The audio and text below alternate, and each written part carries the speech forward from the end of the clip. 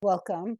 So today we have our fourth lecture of our lecture series called Insights, which is the innovative non-traditional healthcare settings and HIV research. And the purpose of the lecture series is to provide the space for researchers and community members to come together to hear about innovative research that's conducted outside of the traditional healthcare settings. So this could include any interventions or any research that could be done in a pharmacy, in patients' homes, mobile vans, outdoors, and that's not connected directly to a clinic. The lecture series is funded by the UCSF CFAR, and I am so excited that we have, I'm going to call her Dr. Elzette Rousseau because she's very close to getting her PhD. So I'm just giving her the honorary PhD because I can. So Dr. Rousseau is a socio-behavioral scientist at the Desmond Tutu Health Foundation with more than 10 years of experience implementing and evaluating community-based sexual and reproductive health services.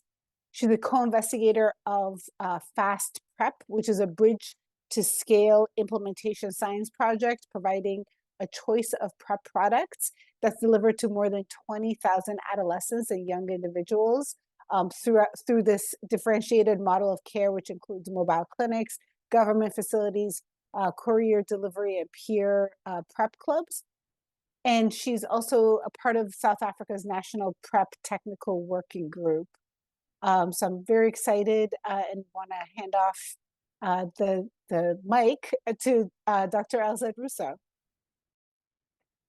So I'll be speaking through some community-based strategies when it comes to the scale up of current as well as newer HIV prevention methods. And I'm speaking mostly about the work that we're doing in Cape Town, South Africa. So what I'll be discussing today is I'll start with just reflecting on some formative research, so recent pilot studies we've done in the previous few years and how they've influenced this larger implementation science project. I'll also speak a little about our approach to implementing youth co-created HIV prevention and how that informs the work that we do. Then I'll speak about FAST PrEP, which is this large implementation science project, share a little bit from our preliminary findings. This is still an ongoing project. And then go into a sub-study of it called Prepare to Choose, where we now have 3 different PrEP options and speak a bit about choice. And then maybe we'll have some time left. We can speak about what are some unanswered questions or potential future opportunities. So a little bit of the background. All know that we have these targets that we're trying to reach with HIV prevention. And with that expanded health access that's needed, we really need to make sure that we are designing, we have well-designed, well-targeted and people-centered services. So previous research and theories have spoken about the need for approachability, acceptability, available services. They need to be appropriate and affordable for the target audience that you want to reach. At the same time, we are hearing that young people want to get involved when it comes to the design of these projects, and also to accept from a researcher perspective that it really can have greater impact when you involve young people in the design.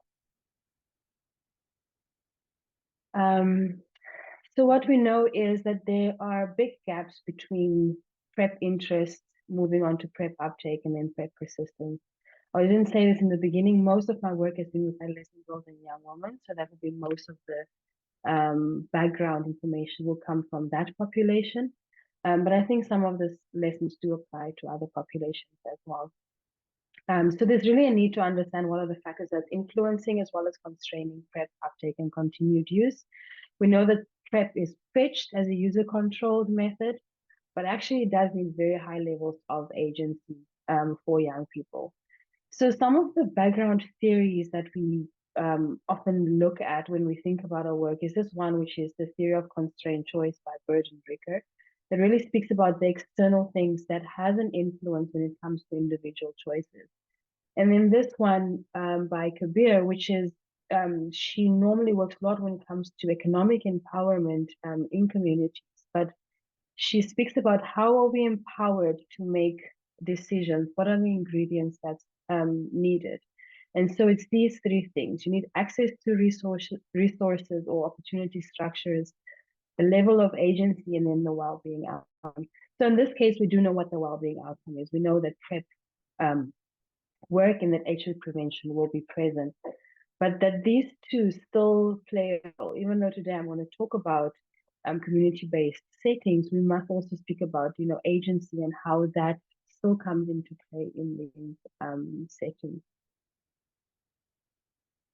So from our formative research, like one key big message is this: when it comes to decision making, it is actually carried out between individuals. It is not only carried out by them. So again, saying this is user controlled, it's in the hand of a young woman or a young person, but it is still happening between them and other people in their lives. And so some of our previous research, we have found that that sense of agency that is needed, so in this case in AGYW, it gets ignited when we see things like they have adequate information, they feel supported by healthcare providers, and also if they have this type of intrinsic motivation where they say, like, this is something I'm doing for me, I feel like I have ownership, I'm taking control of my health. This agency also comes sometimes in the form of negotiation, deception, and manipulation. We are seeing in some instances with young women where they really understand what are the barriers they will face if they start using PrEP, or understand their relationships very well. So they use this negotiation, deception, manipulation, and sometimes saying to their partners, when their partners find out I'm taking PrEP because of sexual violence in the area, and not necessarily having to speak about the relationship dynamic that they're experiencing. And then we also have quite a group of young women who are more extrinsically motivated. So this is that external factors are very important to them. And we see this either as rewards or social pressures, or the fear of negative consequences. So this group of young people, we often see that even when they have that interest in PrEP, they don't necessarily start it on the same day, but go back to family or partners or people that they feel influence their lives and speak to them about it first, almost getting like that go ahead in the way from them. However, young people who are more extrinsically motivated in this way, we can see that it can affect their uptake and early persistence, because it influences what disclosure looks like, and it's dependent on if they have social support, if they're experiencing PrEP stigma. And when they experience that type of stigma, it often makes them falter when it comes to the expression of their agency, to that action that they need to start or continue using PrEP. However, it can also be beneficial when we look at peer spaces and young people, look at their peers and use PrEP with their peers. Another thing, so if we start looking at access, we did a discrete choice experiment when we were busy setting up this current project, and we spoke to young men and women in this instance. We really wanted to know, like, where do we put our money when we want to put out services and look at adherence or what type of support is needed. What was quite interesting from this DCE, even though it was just under 350 young people, was that there was no significant preference really when it came to location. So there was a lot of heterogeneity, just speaking to us that there's not your one bucket that everyone's saying, like, this is the service that I want. And with that information, we continued moving on and trying to explore more and more what to put into it.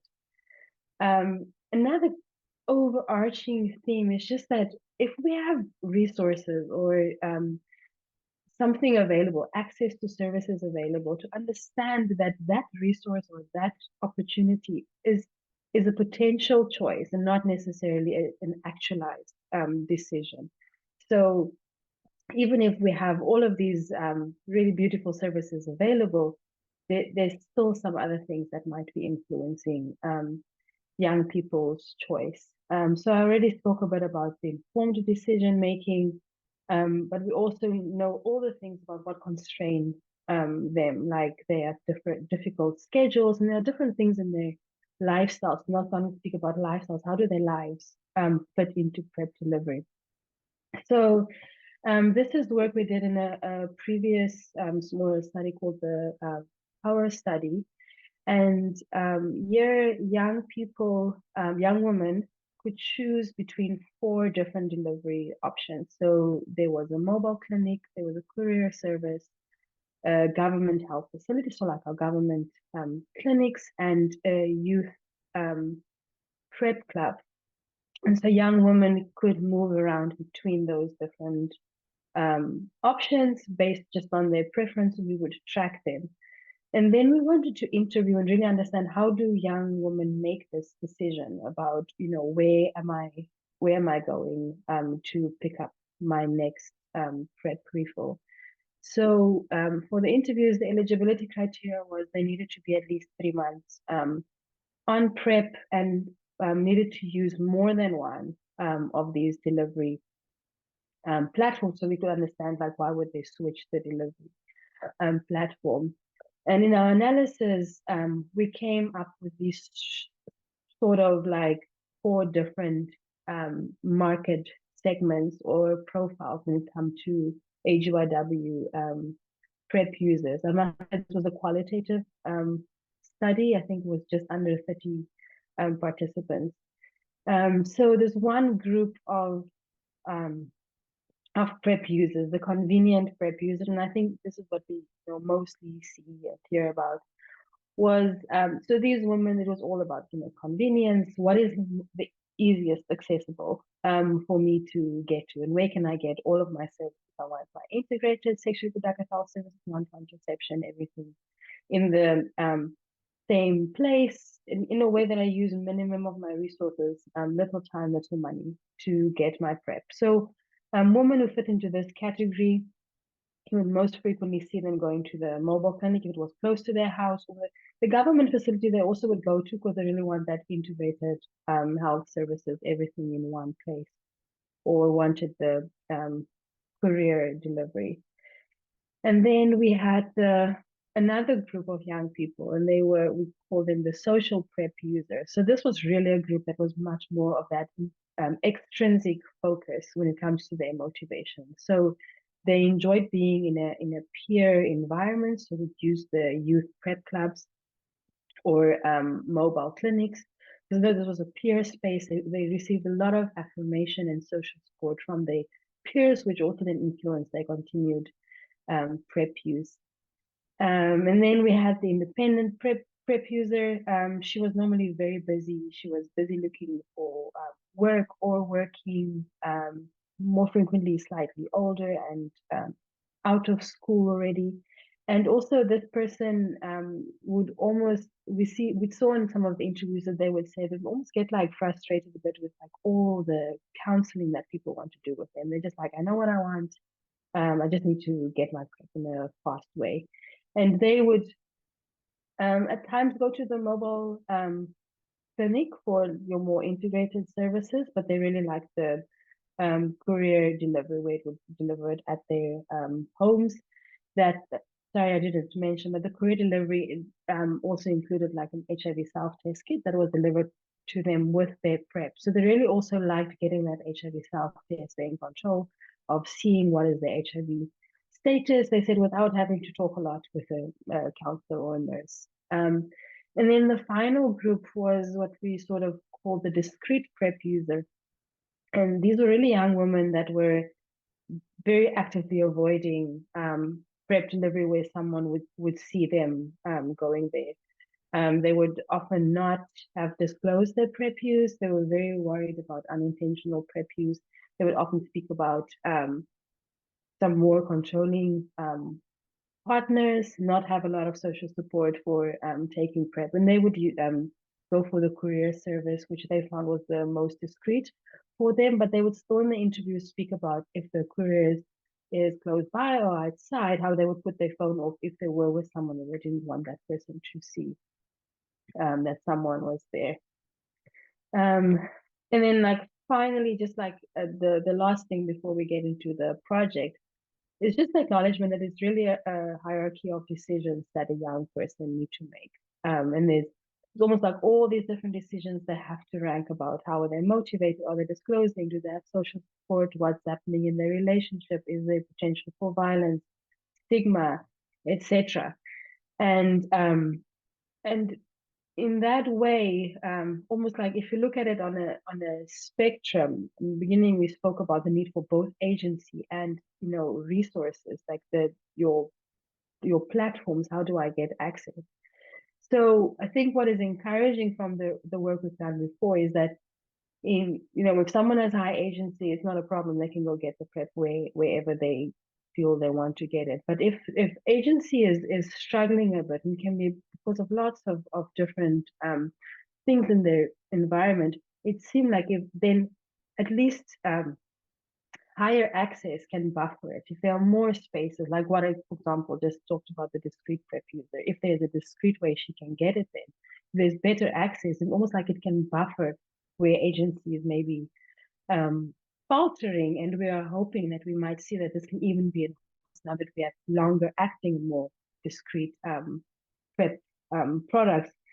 Just lastly, also, yes, something else is quite interesting. We will read audit like the more recent brain development information about adolescent and young people, and we saw it in some of our studies as well, that they really can, as young as 15, 16, 17, make deliberate, rational decisions when they are sitting in a place that's there's not a heightened emotionality. So they're sitting with a healthcare provider, providing, friendly services, giving them all the information, and they can make that rational decision. And this is what we're seeing with people, young women starting PrEP. They really do want to start it. They believe they're going to take it. But the problem is now they exit that room, and now there's all of these decisions that they need to think through and rank, and then it becomes very complex for them.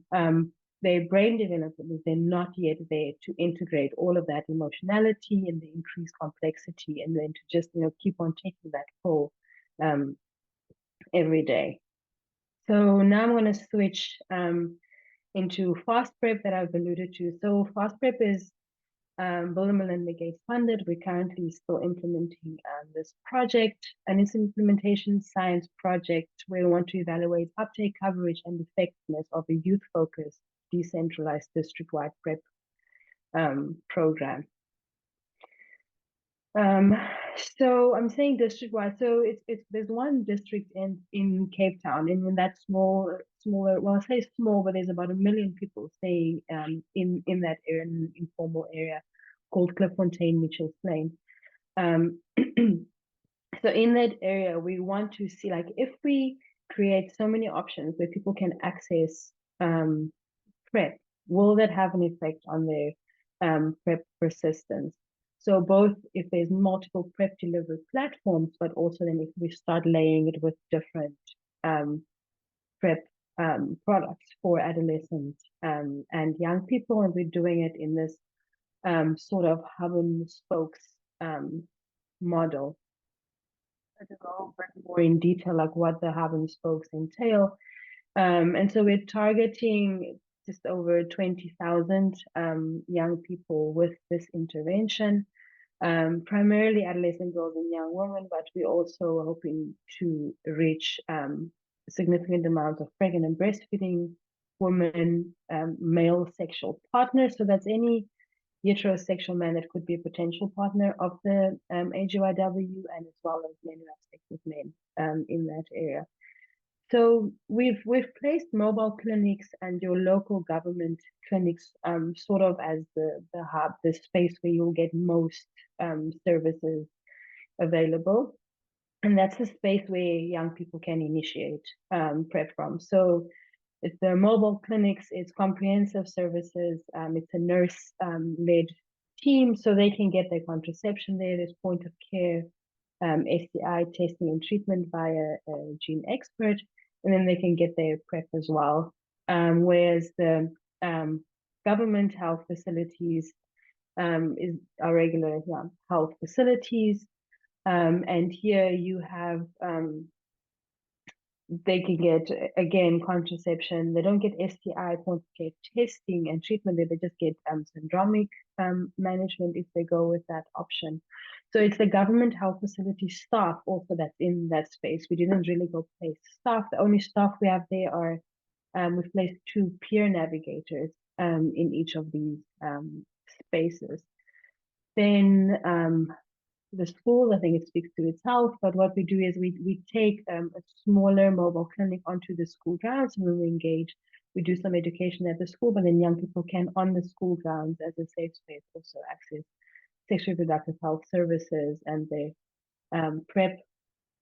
The courier is, it's young people can choose where do they want their refill to get delivered to, and then it goes in an unmarked box on a date and time that they would know about, similar to how you get your Amazon package delivered to you. Inside of the box, they can have their PrEP and their HIV self-test kit.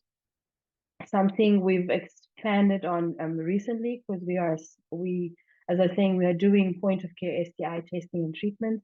We're seeing very high STI rates, but low treatment rates. Because even though we have a gene expert, which is technically point of care, the machine is taking 90 minutes, and young people are very busy and they don't want to wait. So we've also added on that they can sign up and say, if this ends up being positive, that you can also courier my treatment, my STI treatment to me. Then the youth clubs mostly happen on a Saturday once a month. It's young people come together in a community space where they can discuss other things, have some support with each other, and also get their PrEP refills there. And then the quick PrEP depots, we haven't fully launched, and this includes engaging with independent pharmacies in the community as well, to see is that an additional refill space for young people. Before I get into where we are at the moment and our findings, I just want to pause on peer engagement. So the project is really relying a lot on the peer model and being focused. So I already spoke a little bit about the peer clubs, and then the peer navigators at the facilities. So they are very young, but they're amazing. The work that they do, they're in very tough environments. But we are seeing that this is really helping, that it feels non-judgmental to young people when they come to the facility. They're helping with some of the barriers or potential stigma of young people feeling that they are misunderstood by the healthcare providers in those spaces. I also alluded to how this project was really informed and is still informed by young people. So before we started this project, we created a youth reference group, which consists of 80 young people. And in our planning phase, they were involved in the formative research. So there were some of the participants in the discrete choice experiment I spoke about earlier, but they've also been involved in the co-creation of what the services look like, what our planning look like. But we didn't just do that. Like a lot of research projects normally stop there. You've engaged with young people, you've got their opinions, now let's move on and get the work going. But they are still with us, and we engage with them at least twice a month, sometimes more frequently, and now they get involved in co-creation still of our services, like co-creation of our social media content, any type of awareness we're doing, or informational brochures that we put out, but also they get involved in evaluating and improving things. We have even external people that's doing research in other projects saying, can we come and engage with your youth reference group? We need some input about how best to position a new study, a new questionnaire, etc. And then we also use them for what we call member checking. And so they act as secret shoppers for us. So the research team know the youth reference group, whereas our implementation team, the nurses, etc., don't really know who they are specifically. So we use them as secret shoppers, where they will go to our services and just see like how were they being treated, and come back with feedback for us on how to change services, and we've recently also started using them to when we have done research and we have the findings to get reaction back from them about how would they interpret it and what that means.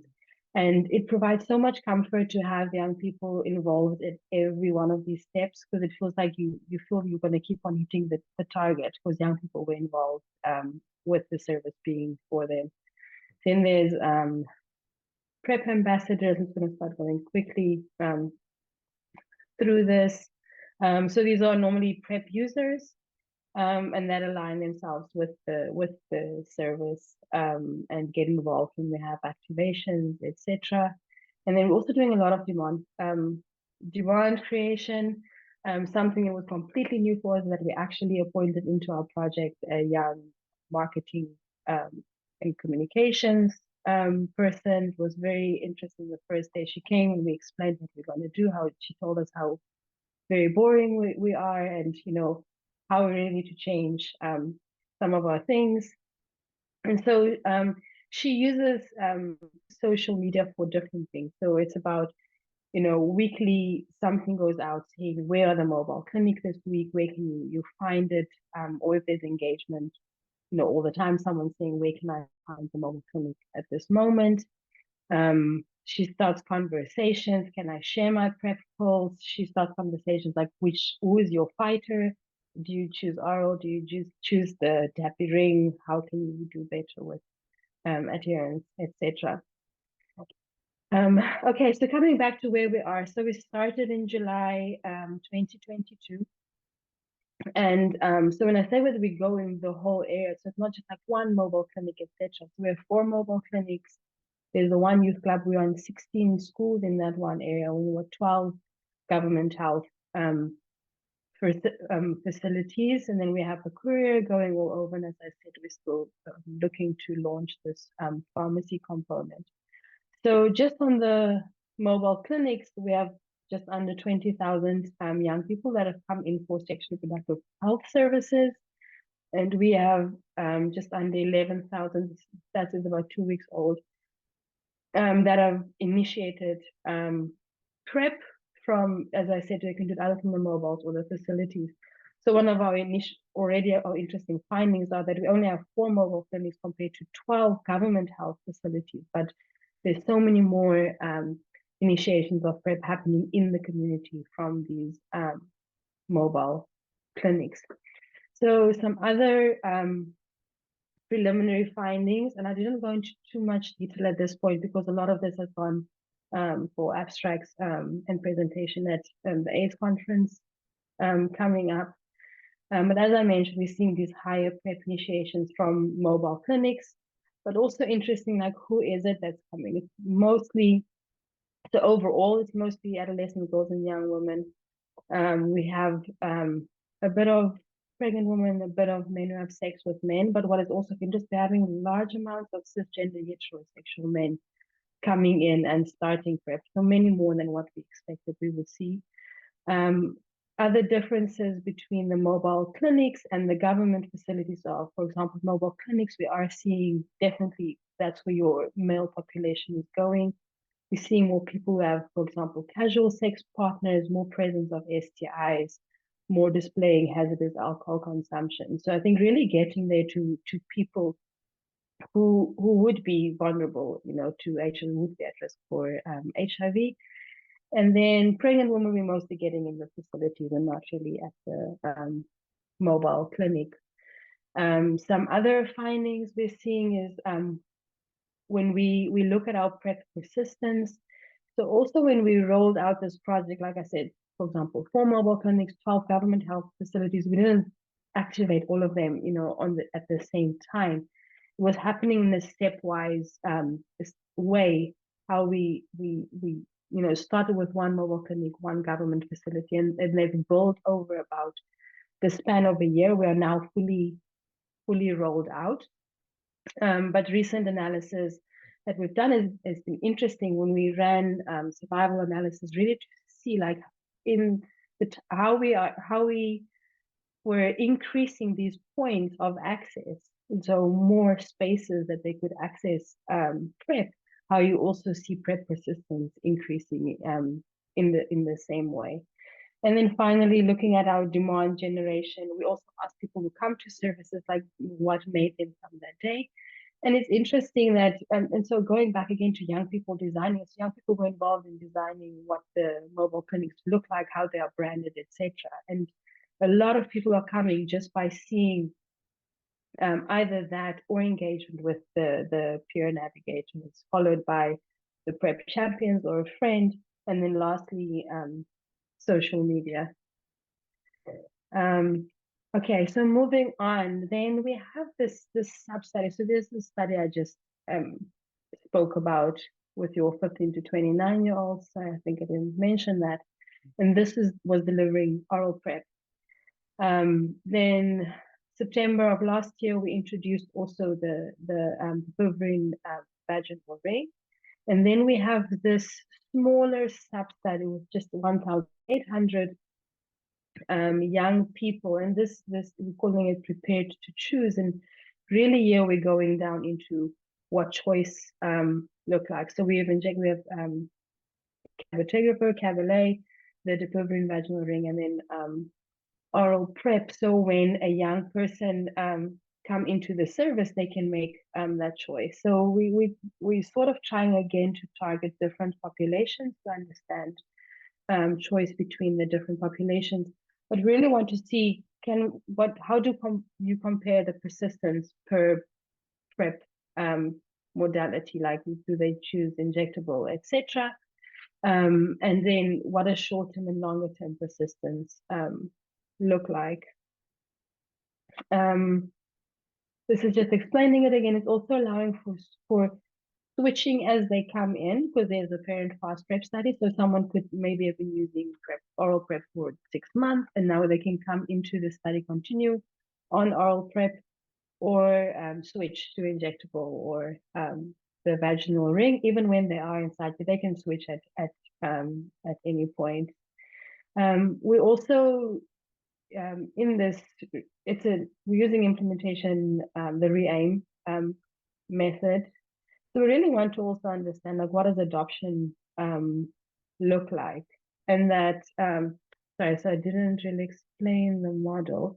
So this will be happening again in that same model. So one mobile clinic is doing this, one government health facility. If they choose oral or dapivirine, they can still get it couriered to them, for example. So also understanding of what's happening in the government facilities, what does flow look like, how do we work with persistence in this population. I think for time, I might skip over this. It's just like how we're looking. And no, keep going, Elzette. You can keep going. Oh, You have okay. time. Yeah. Okay, cool. Okay, so as I said, we're working in re-aim. So when it comes to the adoption part, like really want to understand, like what does choice look like? How do we counsel for it? How much time does it take a healthcare provider to now present different options?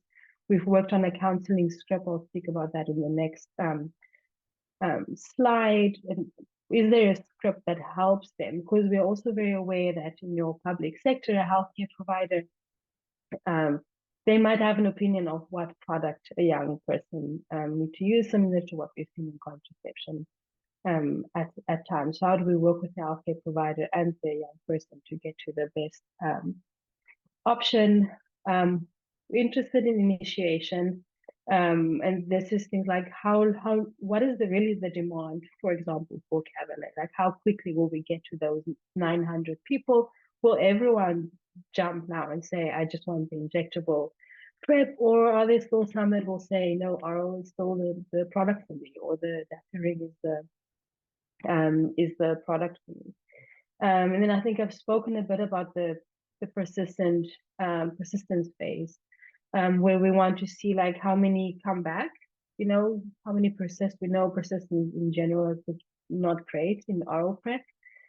Are we seeing higher persistence, first of all, potentially on the longer acting, but also when there's choice and they can switch between modalities, like what is fitting their life, at a certain period of time. And also we're doing it over 18 months, so we can see how potentially their relationships or other factors in their life influence which product they choose. So understand like how many continue on the same product for that period, how many switch, where do they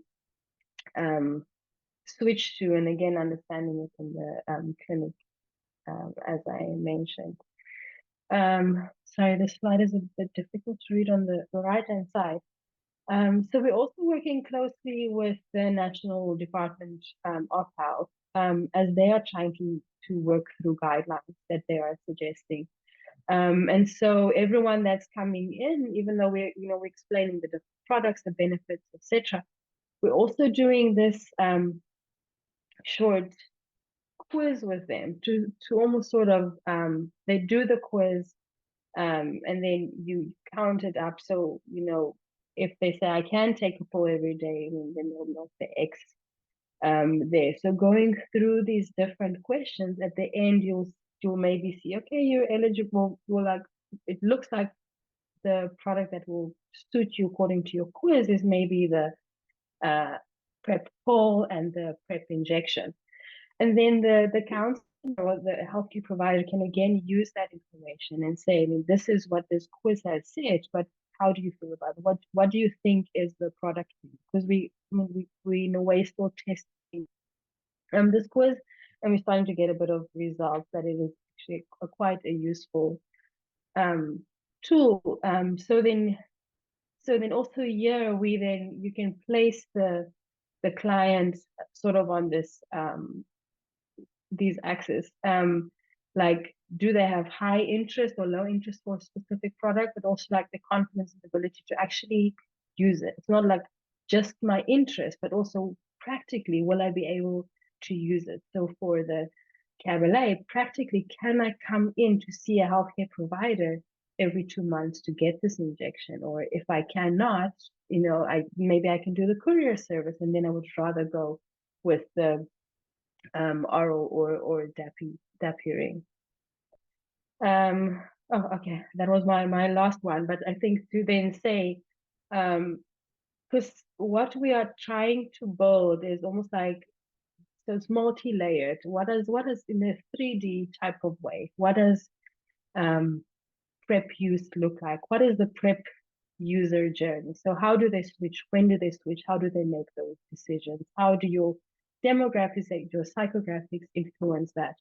But then also the other part, how do they choose the delivery platform?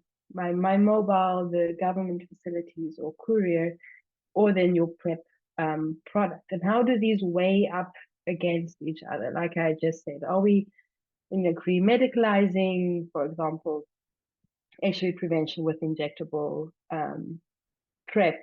And so we're trying to build this 3D image of what does it look like and who will fall in which bucket. It's again a bit of market segmentation. Who will most fall, and I want to stick to the community aspect more.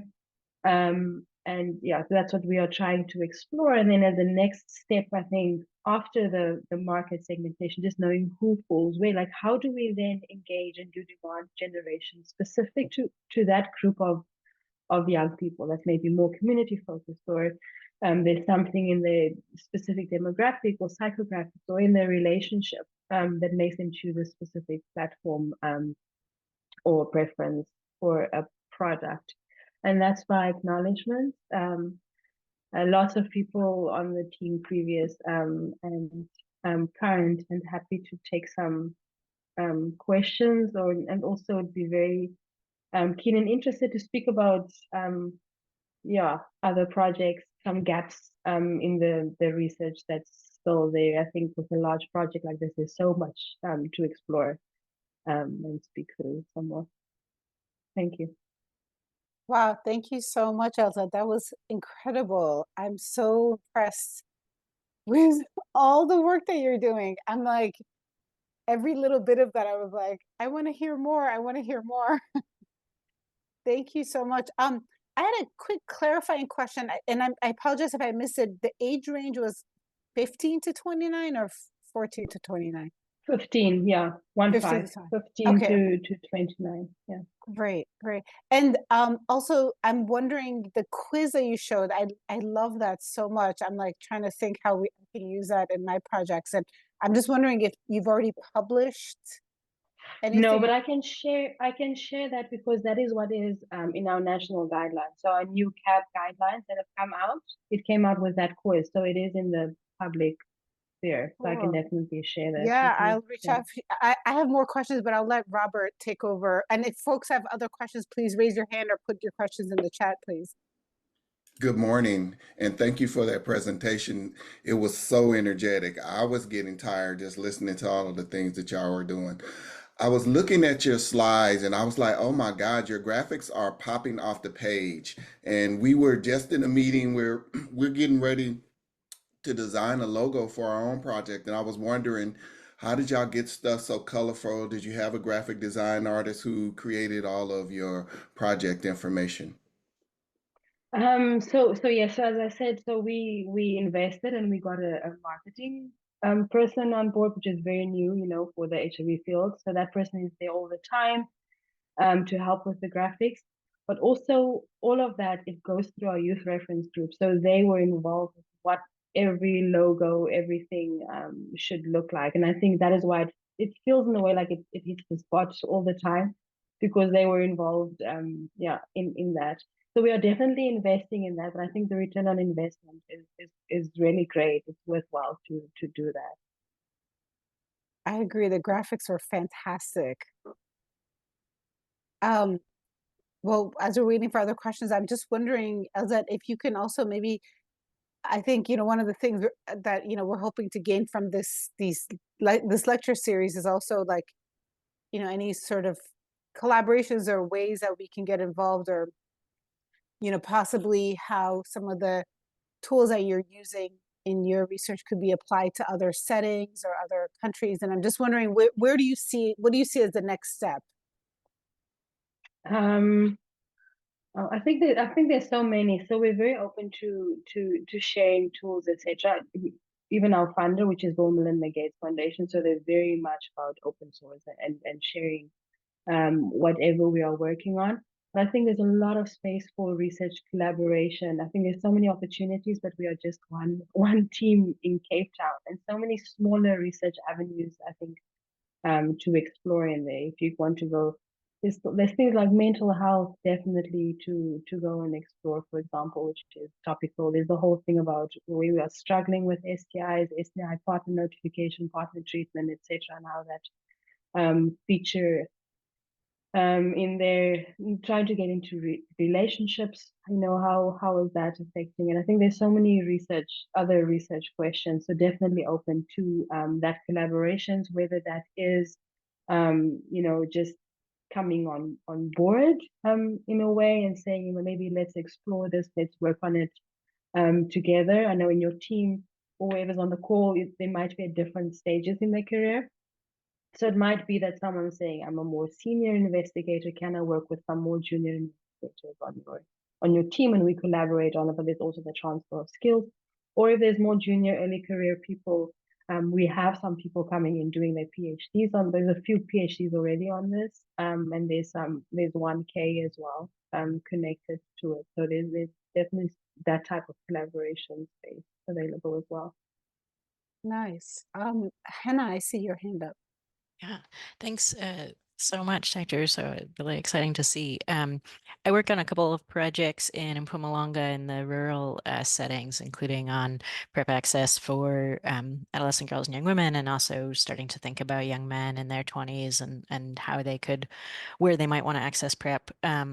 So one, I guess I have two questions.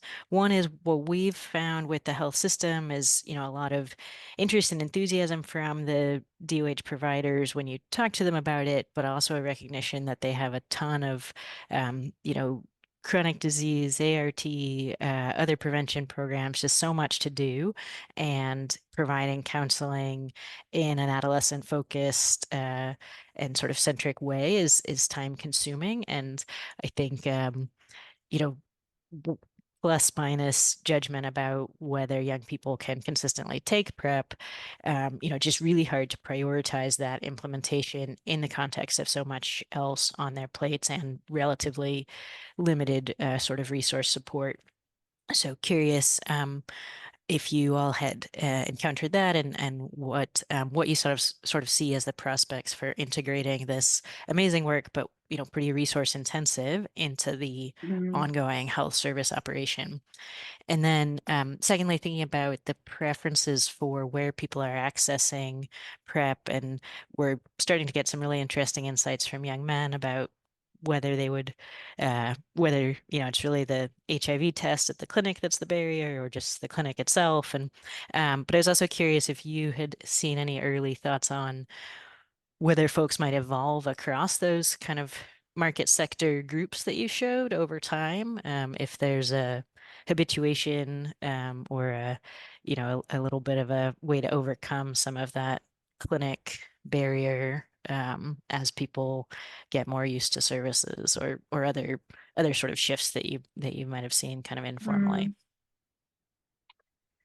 Okay, so I'll first speak about the public sector, and you really speak about the concerns we have. And I think so the reason why we are piloting that different choice model in actually one government health facilities, we want to understand where do you go and place choice to really make it easier for the healthcare provider.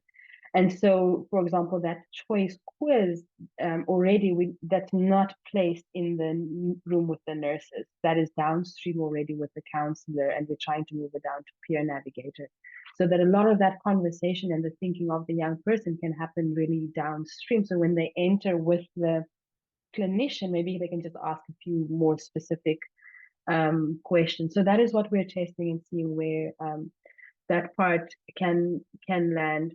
When you speak about the segmentation, I must say that the results I showed today, like I said, was a small group, and that was adolescent girls and young women. We've just got ethics approval that we're now going to do it in a much larger and a more population diverse group, but now also with the different products, because that was just on oral PrEP. So really understand how to segment it on different products.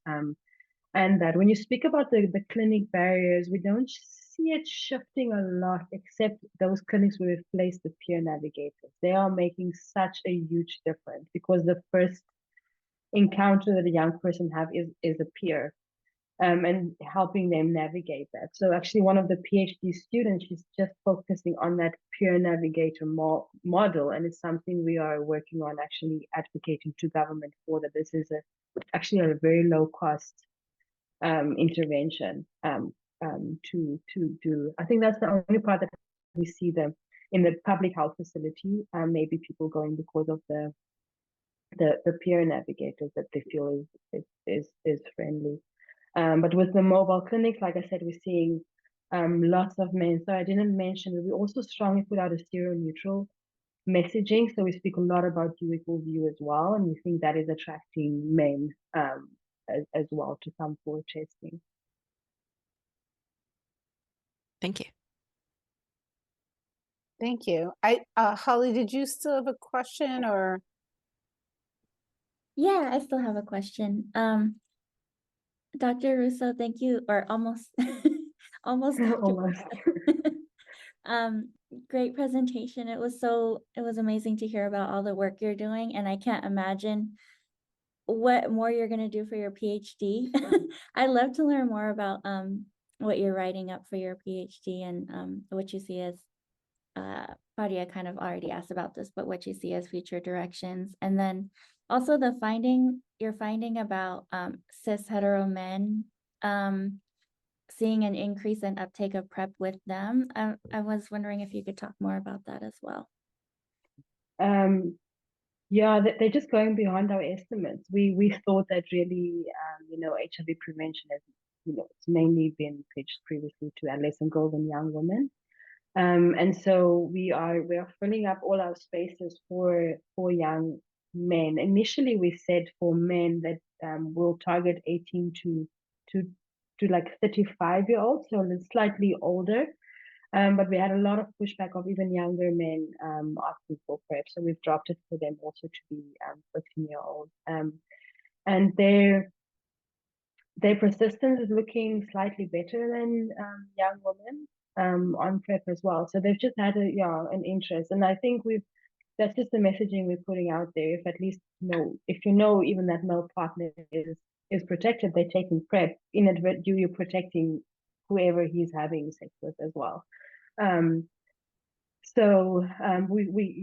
have someone doing their case specifically on that heterosexual men group in this study, and they're even coming for the injectable PrEP. They have a bit more complaints about the injection, the men, than the women. They're not used to injections. Like, well, young women might be used to getting their contraception, but otherwise they are coming, they're filling their spots, and we might have to, because we have limited product that we've received from ViiV and don't have other products in the country, we might have to stop enrolling in that group probably first for the small study.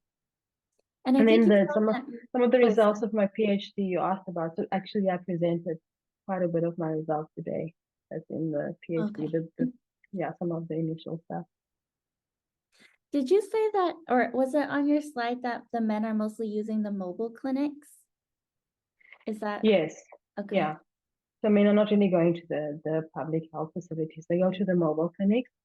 But also when I speak about peer navigators, we also use the peer navigators and PrEP ambassadors connected to the mobile clinics, and it includes young men as well. So potentially, even though your nurse is mostly female, but I think just that it's so important. It looks like that first engagement. Who's the first person they're going to engage with and speak about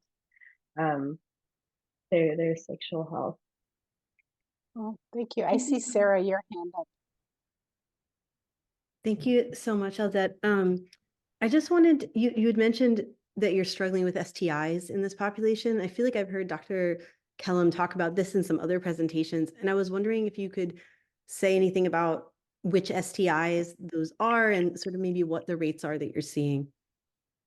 You remember? Putting you on no, because you see different stats. So very high chlamydia is in the early 30%. Gonorrhea we're seeing at about like 10 to 12%. And then we are seeing huge bulge in syphilis at the moment as well. I think it was 7 or 8% of those we are testing. And I know in the Western Cape, there's some congenital syphilis also starting to come out. So there's very high concern. So high rates of the STIs, but our treatment rates are not good. It's not even, I think, about 50%. And that is related to very low awareness of STIs. It's just the concept that there needs to be a symptom, and these are asymptomatic, like more than 90% are asymptomatic. So there's a lot of awareness creation we need to do about STIs, and then we're seeing very low, close to non-existent partner notification and treatment. So then reinfections happen. That was going to be my next question, whether when you did the point of care testing in these mobile clinics, whether there was any follow-up with partner treatment and notification.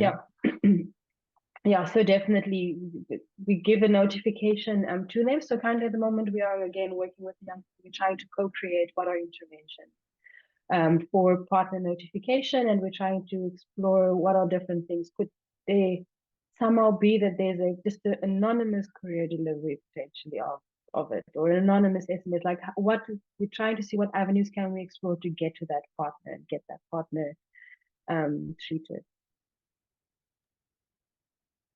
I kept also thinking about possibility of future doxy-PEP, if that could be one of the options that could be offered to folks. Yeah, definitely. I frequently ask that, and then I'm normally told, let's just keep on waiting for more of the research. Before implementing. But I think, like you said, Connie Killam's group, I think she was implementing it in the same area recently or looking at it. I'm not sure if it's part of Insights. I'm not sure either. Well, thank you so much, Elzette. This was such a great conversation with everyone as well.